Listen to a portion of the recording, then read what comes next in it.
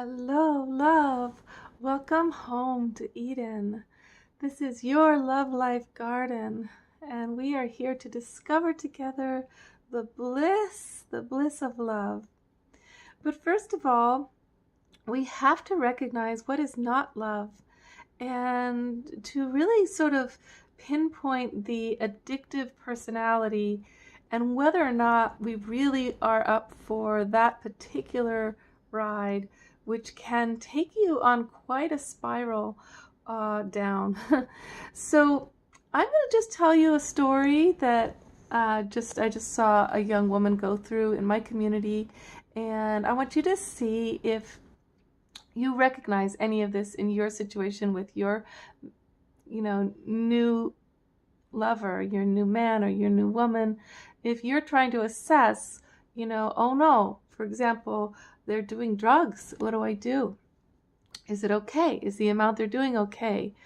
Everything comes down to, of course, quantities and what kind of drugs, because a little bit of marijuana can be totally fine, but it can also be a really, really sad thing if the person's potential is being lost to just kind of a hangout drug haze. But that kind of stuff, I'm not so concerned about. A little beer, a little wine, a little pot. That just even like do psychedelics a couple times a year. It really just seems natural. We're monkeys that are stressed out, and we need to get to have another experience, another expansion of ourselves. That's actually in the realm of health, I believe. But abusive, addictive, the behavior of an abusive addict, actually, sometimes the person's not even doing drugs. They just have the pattern, the psychological addiction pattern of abuse. So that's all I want you to really recognize, because that's what really matters. But there are drugs now that are available that are so much more dangerous. I think there's people very dear to me that have their lives they've almost died. 3 women I know have died from overdoses on heroin. We know that's huge epidemic going on, and what's going on for you girls is that you're getting sucked in by these charismatic guys who seem like they've got the life of the party going on, that they're going to join you and in your life and love you and have fun with you and make community with you, so when you're feeling lonely, and that they'll maybe even take care of you. So this young girl, gets with the guy, and the first thing she finds is, after they spent wonderful time together, he's so awesome as a new friend, she finds that in intimacy, he's hurting her body. And she has to express to him that this is what's going on, and he's offended. When she expresses that she needs something different in sexuality, he's offended. Now she's hurt. She's physically hurt, and she's smaller. She's so doubly offended and hurt now that she can't express that she's upset, and she's already been hurt.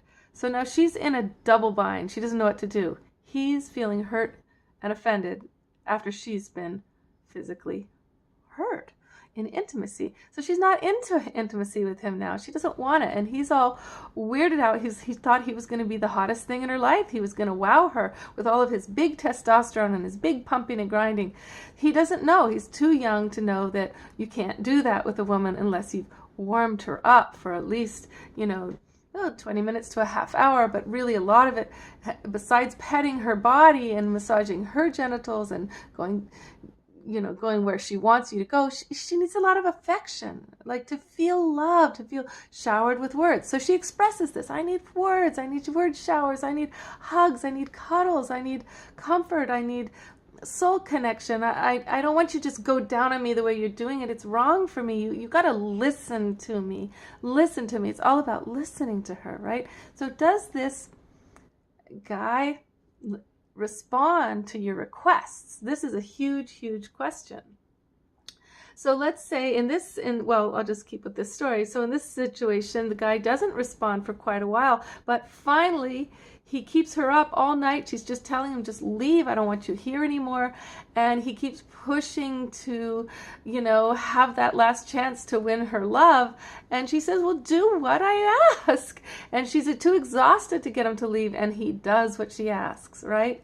Now suddenly he moves into the realm of, wow, you're a real possibility now. You are he wows her. He takes the time, he slows down, he listens with humility, he goes where she needs to go, and she's so grateful. And now she's thinking, he's better than anybody I've ever been with. He's amazing.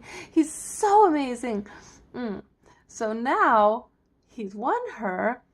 Is he going to keep doing what he learned? Okay, so the addict will do things back and forth between really positive and really negative they'll do the positive to get more footholds into taking advantage and using the people around them to keep their habits going.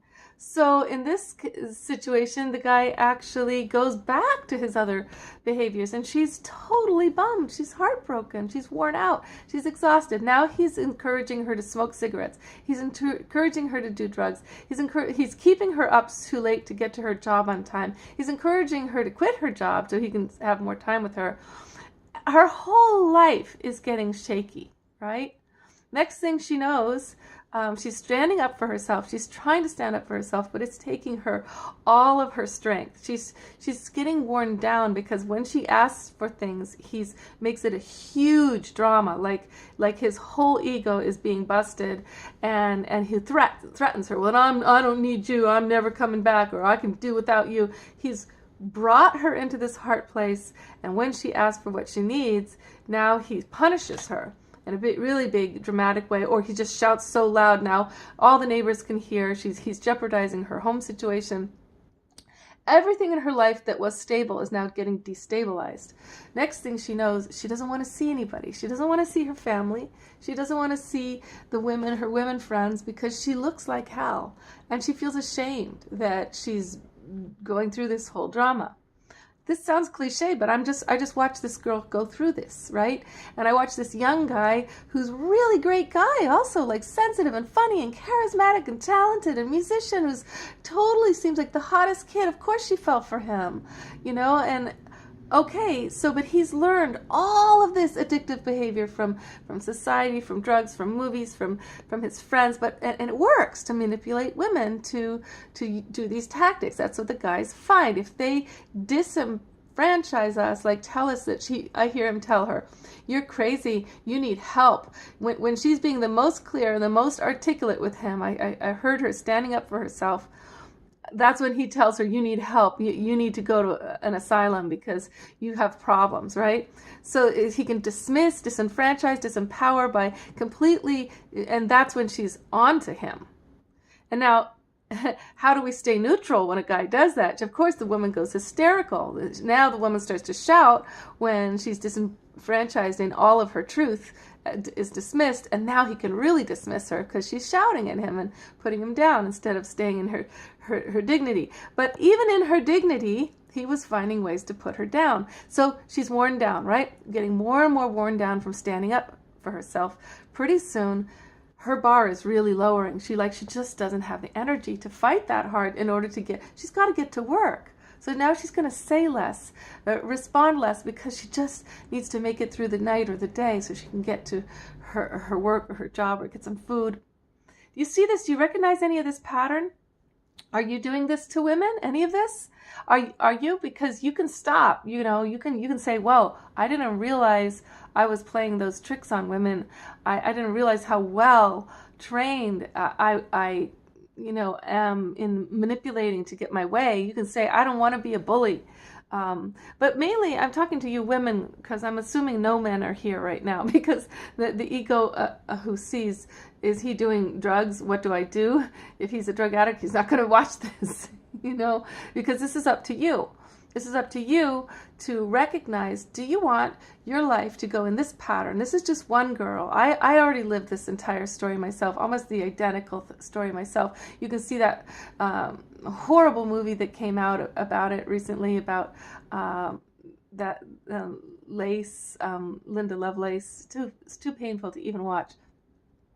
So now what do we got next? Okay, so she's feeling inadequate. Now she's also, now is saying he doesn't need, he doesn't need her because other girls are easier to deal with, and she's just such a bitch, Now she's feeling inadequate. So now she dresses up to look really beautiful and prove that she's so desirable, right?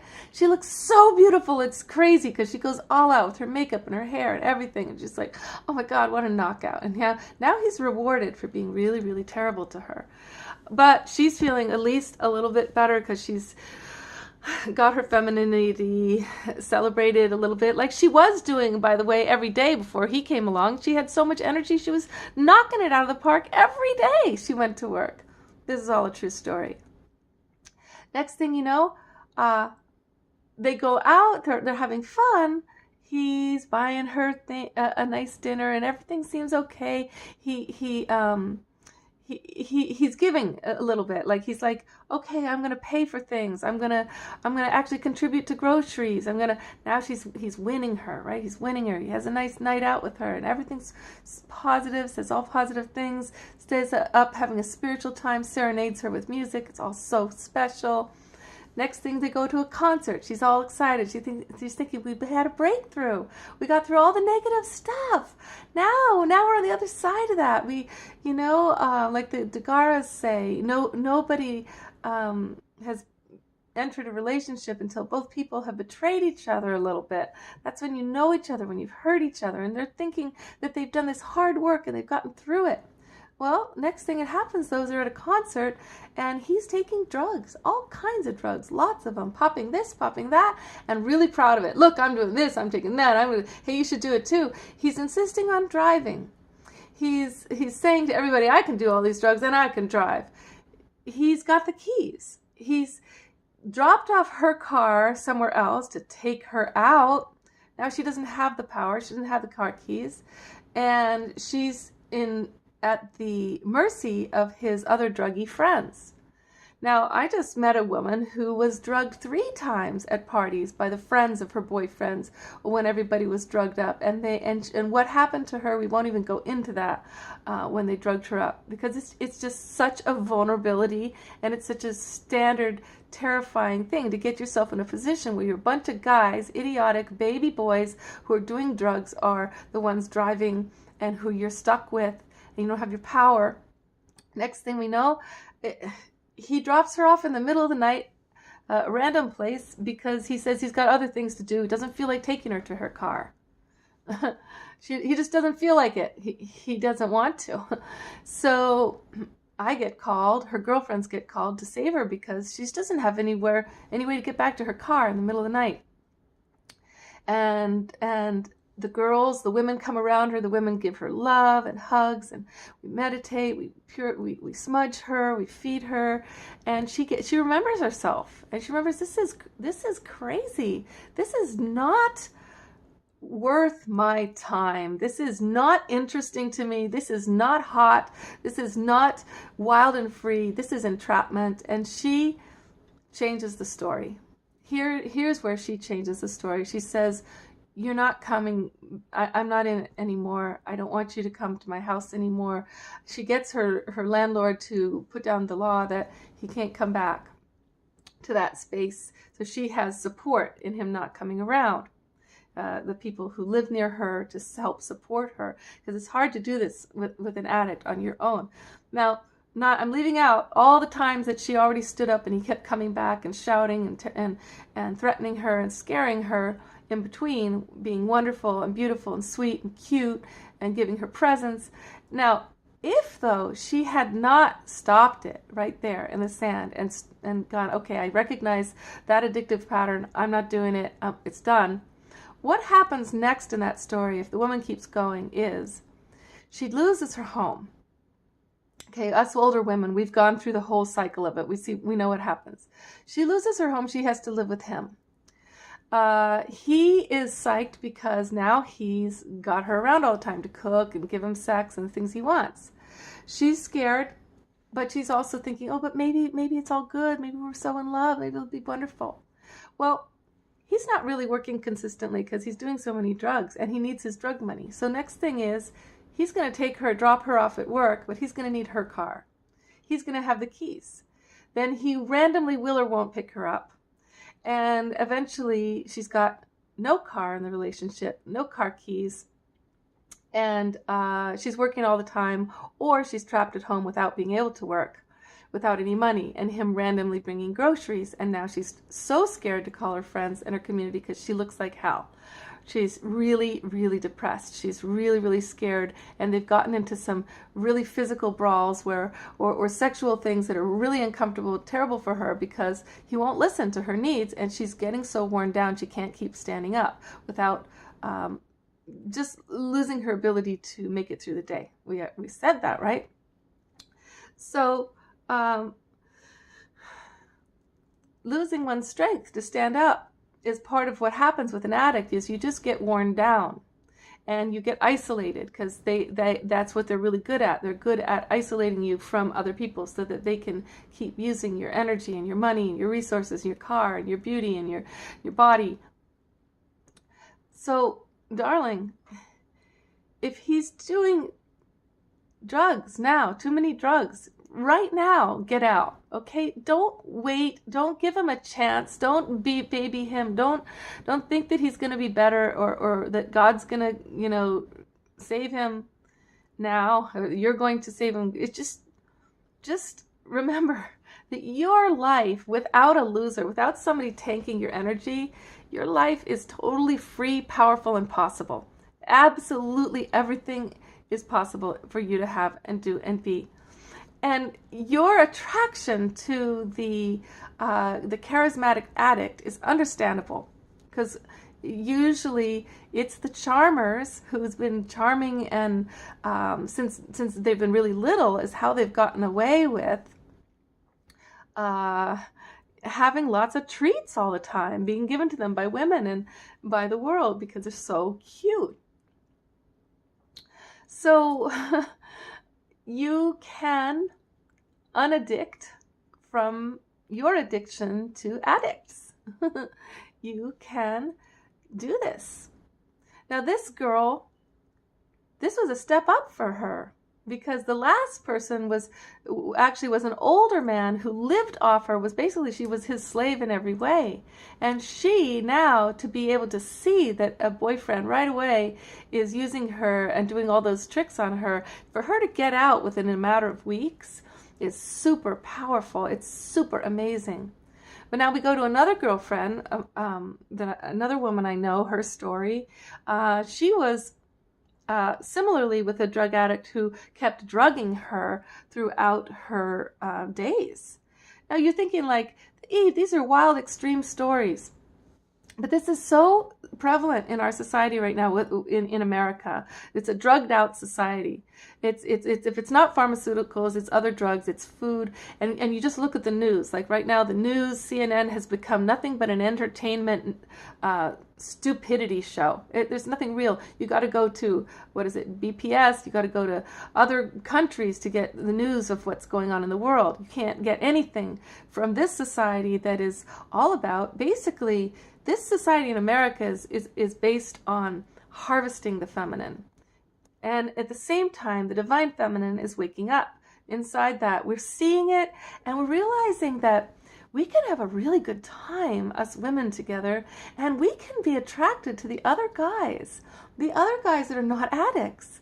We can turn around and go, wow, there's some amazing men right next to us who have, incredible values and really strong work ethics and are working on themselves and their bodies and their spiritual development. And we can turn around and go, wow, these men are awesome. I don't have any business with the baby boys. They're not, they came to us from how do we ever get attracted to them in the first place? So maybe through the media, in the same way that the men are addicted to porn from the media, the women are being fed these bad boy archetype. But actually, I think what happens with the addict, why we get attracted to him, is because he usually does have a feminine side developed. And that's what pulls us in, because we women, we want a man with a developed feminine. And the addicts, because of the desire to go into expanded consciousness, that's a good thing, actually. That's a good, healthy desire.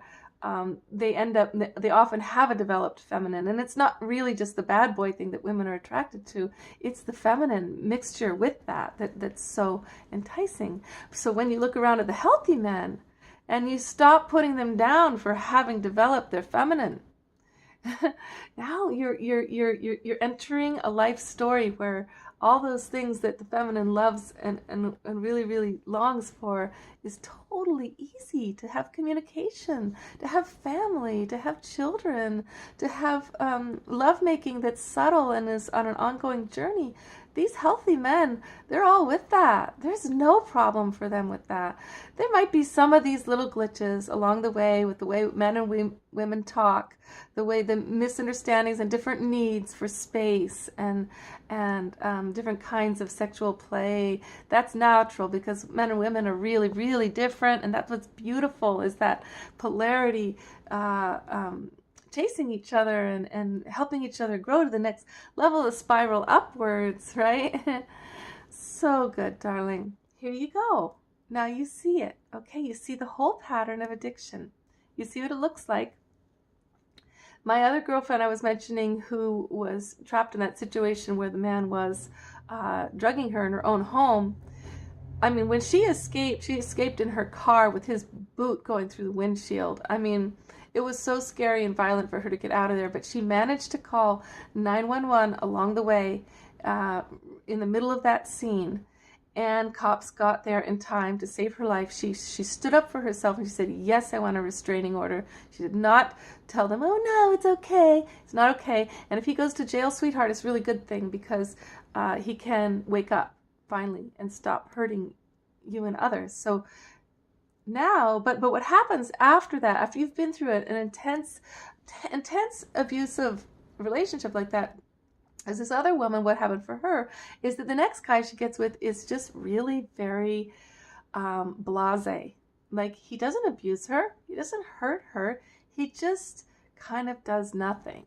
He doesn't interact very fully, he doesn't remember her birthday, he doesn't everything's just blah, but he'll be nice here and there. But for her, it's a huge step up, because he's not physically, psychologically manipulating and abusing her. Being ignored and dismissed and just sort of not really actively loved is still a step up. So we pat ourselves on the back, right, for what we've learned and for having gone. That is a huge leap, actually. And from there, from being in a relationship where the guy is just sort of blah, like not awake, he's all interested in his boy games with other guys like teenagers do. From there, she can go to the next level and say, oh, actually, I'd really like a guy who really, really has a way of showing love, acting on love, being love in present time with me, and responding with me, creating love. That's really high, right? That's a really high, beautiful life that you're about to go to when you get ready for that. And in the meantime, another big step up is realizing, oh my God, I love my time with myself. Like, my time with myself is so sacred, so beautiful, so holy, so positive, so sweet, so divine, so growthful, so empowered, so easy, so functional, so seamlessly elegant, so organized, efficient. Why would I compromise that with anybody who brings me less? I would only bring in somebody who makes that even more so, you know? And yet we have the fact that love is wild and unpredictable. So then you have the other possibility. You don't have to live with the guy. If you're so much more together when a guy isn't living with you, well, you can also find the next step up and don't have him move in. Don't try to marry him. Just let him come over and have an amazing time until you really see his habits and his lifestyle. Does he take care of himself? Does he do the dishes? Does he make his bed? Does he do some yoga? Does he meditate? Does he help the world with any passion of his gifts to help others than just himself? Or is everything in his life set up? What's in it for me? What's in it for me? What's in it for my instant gratification? Like, that's about a boy, maybe about 10 years old, and a lot of men are still at that age. So are some women. So when are we all going to grow up and be able to live the love for ourselves first, right? This is your day to let go of the guy who's doing too many drugs and claim your life back, okay? Just claim your life back. Or the girl who's doing those, claim your life back. You don't owe them to take care of them. For men, sometimes it's harder to leave the addict girl. I know one guy, he hasn't been able to get rid of this addict living in, girlfriend for years, because every time he asks her to leave, she breaks a body part or gets deathly ill or has no money. And the male psychology is, well, if he's a healthy, kind man, is I don't want to, leave a woman destitute or endanger her by throwing her out on the street. So it can be harder for the man to actually get rid of an addict woman. But you can deliver her to her family or some other friend, or you can have her leave, and you can pay for her accommodations for a time period till she gets a job. You can find ways to just say, this isn't good for me.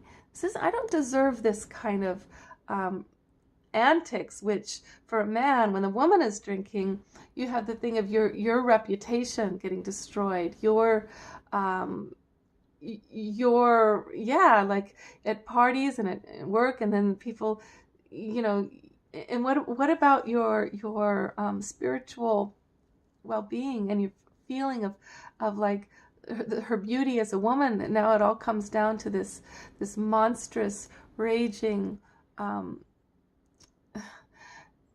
it's vampirism. That's the problem. The drugs themselves leave the person open and available for vampire energies to just pour through.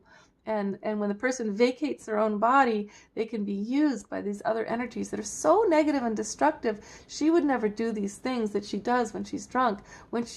In real life, she wouldn't do them, but because she vacates enough when she does these drugs, or he does, these really demonic energies come through, and then the woman will suddenly realize she's getting raped, and the person she knew in the daytime wasn't anybody who would ever do that. Or the man will realize that he's getting his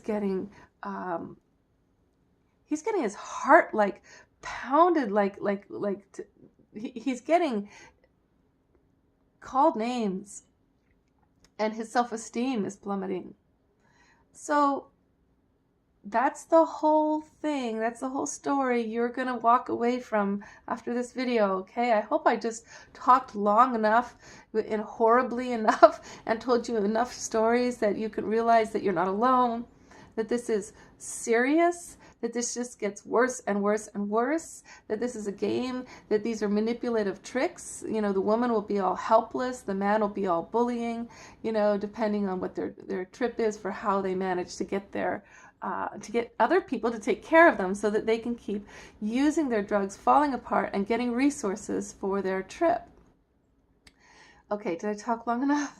Oh, sorry, you're still here with me. Oh my God, that went on and on.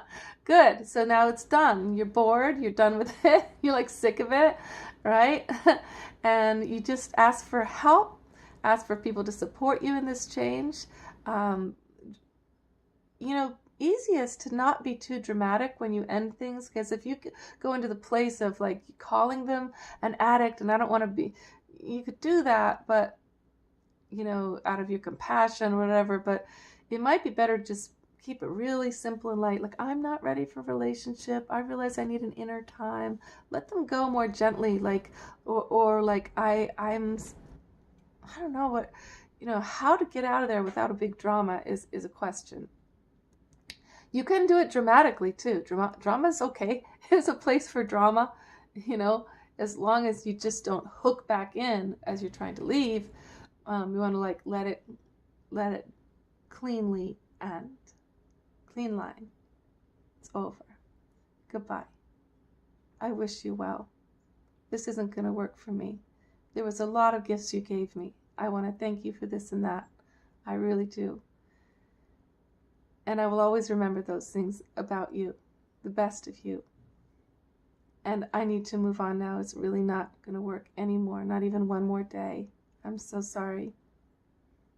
How can we make a safe transition for you or for me? Safe transition. It's over. Okay. Much love, darling. Love life.